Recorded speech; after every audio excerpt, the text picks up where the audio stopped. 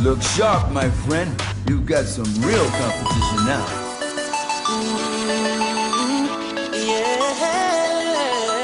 Jason, I don't know where to start. I don't know where to start with this motherfucking game. I know where to start, and it starts at Skywalker Ranch, and it involves a handgun and a shovel and some tarp and an alibi. Maybe I shouldn't be talking about it on a podcast. I don't know, but that's where we start. All right, well, let's talk. Are we talking about something else? We're talking about something else. We're talking about Star Wars Kinect. Is that what you're talking about? I thought about who was going to pay for Star Wars Kinect. Okay. No, we got a little off topic there. So Star Wars Kinect, wow. Just wow. If there was ever a game that was that more personified how far LucasArts has fallen as a studio. Oh man, I can't imagine it. I mean, that's just like another entirely different facet of the tragedy of this. But continue. So Star Wars Kinect, we saw it at E3 several years ago. I'm sure by now everybody who's listened to this has seen videos of how terrible this shit is. Created by Terminal Reality, which I still... hey, those guys are in Dallas. I mean, we could go up there once we get done with this podcast tonight. But I mean, get my shoes. But the strange thing about it is that Terminal Reality has made some. I mean, they've made some decent games. Like they made one of my favorite games of a while back, which I've talked about at length. The Blair Witch podcast. Yeah, and the Nocturne game that preceded it. Yeah. What in the world they're doing? What in the world they're doing now? I don't have any idea. So anyway, Star Wars Kinect is. I mean, I'm trying to think of. Normally we start these things out by talking about the story, but this is just pretty much a mini game collection. There's the Jedi Destiny thing, but that's. I mean, Jason, you played it more than I do. I don't have a Kinect because I've only got 3 feet between my couch and my Xbox. So and you have more dignity than me as well. Let's not forget that. No, people have seen me dance on this website. You're right. I can't even say that with a straight face. So anyway, tell me, did you get a chance to play more of Jedi Destiny?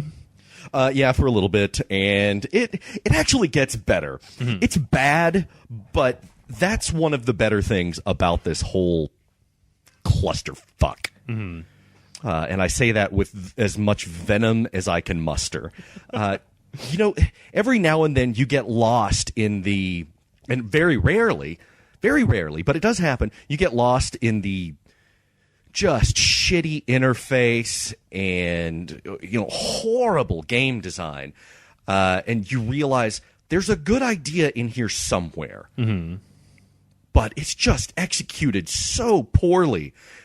And with Jedi Destiny, you're basically controlling a Padawan, and you're going through like a Star Wars Episode 1, and it goes all the way up through Episode 3, the Revenge of the Sith, and it just does all of that stuff. But there's still little hints of the original trilogy, the Holy Trilogy. You're playing one of those Padawans through the prequels, which most people don't give a shit about. And it's like, wow, this could actually be cool if the game design was even remotely competent. Instead, it's this on-rails mess of semi-responsive, gimmicky gameplay. Well, I have to ask. I mean, when we were recording for this, I played a little bit of the Duels of the Fate mode. Duel of Fate, yeah, that's the lightsaber stuff, yeah. Which seemed to be, it was kind of like just an offshoot, kind of like... I don't even know why it was included. Like, it just seemed like they just wanted to put a few extra stages in or something like that. But it seemed to me like that they had that the lightsaber stuff in that part was divided up into this very rigid attack defense quick time event thing where you defended until it was your turn to attack, and then once you started attacking, then you had a certain amount of time, then it went back and forth till somebody's health bar went down. Now, when I watched you playing Jedi Destiny, it seemed like there might have been a little bit more to it than that. There was jumping and kicking and force push, which you can use in Duel of the Fate. But there's a lot of I don't know. They use those same mechanics to propel you forward. And that's, well, as you saw, you like step forward and lean, and you have this stupid rush move, which I know is canon and it's in a lot of the other games, but they use that since they can't really come up with a clever way for you to walk.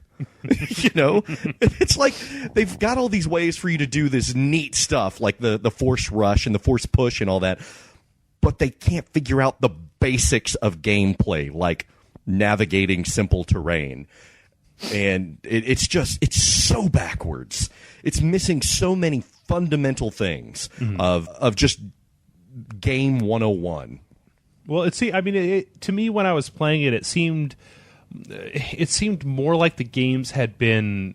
I mean, the problem that we see with a lot of the poor, both Wii and Kinect and PlayStation Move games, is when you try to take it's almost like the game was designed first, and they shoehorned these controls on top of it in order to make it work, or that they weren't really quite as cognizant of the limitations of the motion control as they should have been. That should have been the starting point. Like, well, we can't have the character walk forward, so guess what? We're not even going to do that. We're not going to, we're just going to go ahead and put you in situations where you're going to be doing hand lightsaber stuff, and that's it.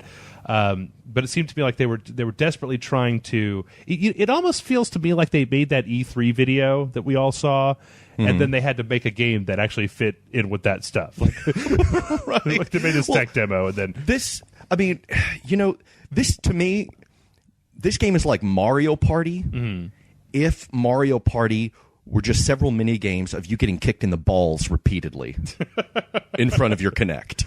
Well, okay, let's see. For people who have not bothered to watch our already extensive video coverage on this flaming turd pile, the other game modes that we've got in here are the pod racing, which was incredibly exhausting and seemed like it was more than anything else in this game felt like there was no reason I shouldn't be using a controller. Like, I wasn't getting anything out of shoving my hands out in front of me and leaning from side to side. Yeah, well, it was like that punishment where you're made to sit and hold the books up or horizontally, a book in each hand, and just hold your arms up for like half an hour until you just collapse and you've got useless lumps of meat attached to your shoulders. That could have been cool, but instead it's grueling. It was just exhausting. And yes, I'm out of shape, but I play video games most of the time. Of course I'm fucking out of shape. Mr. Atlas wouldn't be able to play this any better. Yeah.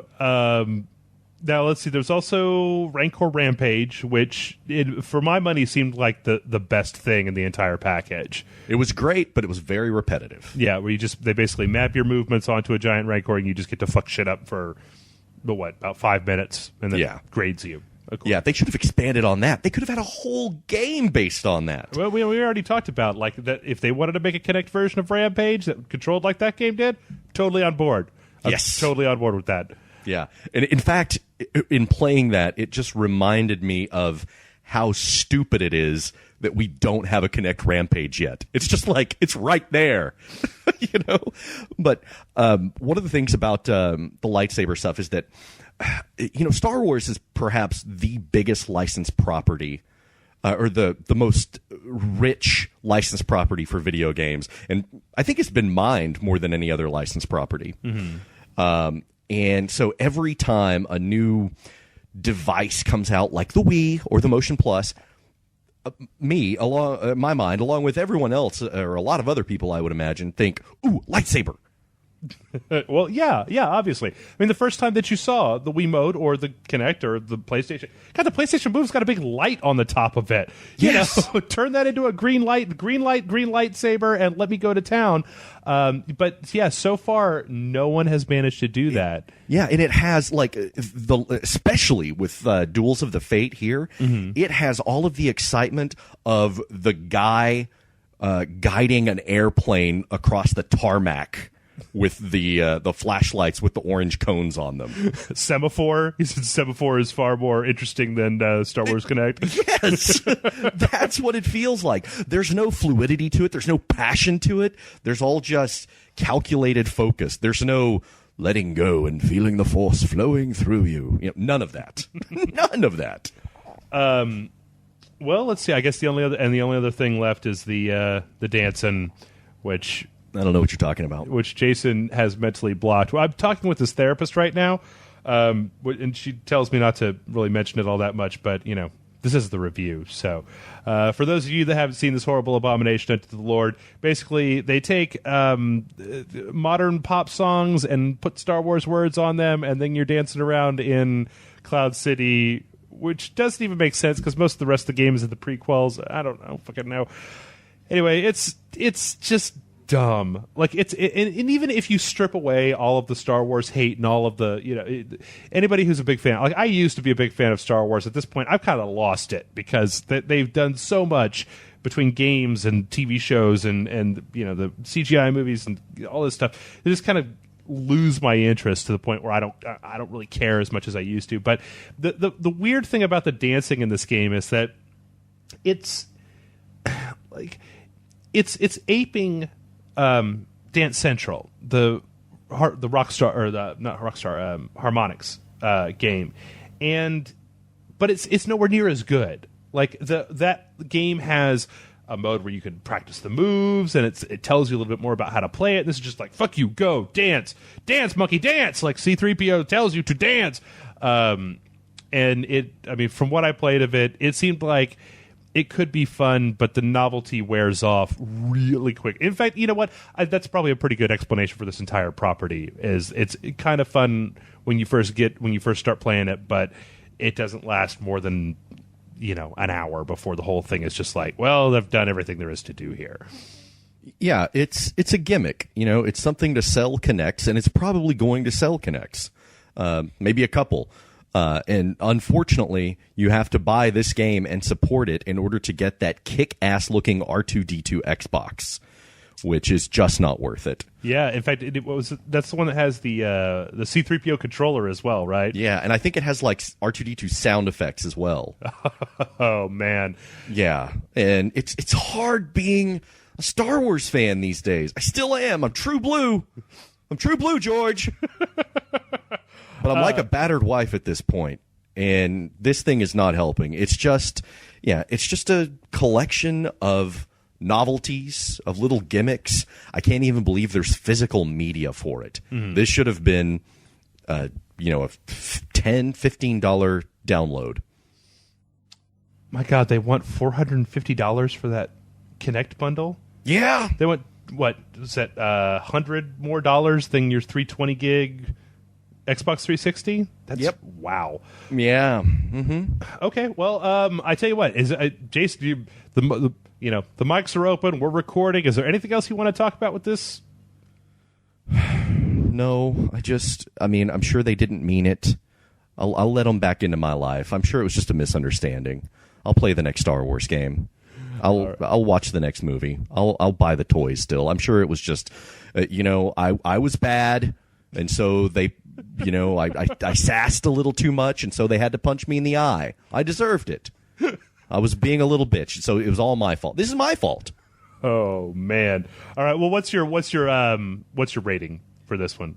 It's I want to drop the bomb, mm-hmm. but the Rancor thing was fun enough to where it's got I hate saying it, but it's got a couple of redeeming qualities. So I'm just going to give it, you're skirting by on this one, some old bullshit. Wow. All right. Man, after the number of times, after the hate and venom that's been flowing through you for this game, that's incredible. It's the Rancor Rampage that saved it. Okay. That was it. Okay. So you're not going to be buying Star Wars Kinect 2 when it comes out? As soon as this is over, I'm going to go crack open my skull and pour bleach on the part of my brain that remembers that there was a Star Wars Kinect to begin with. So, no.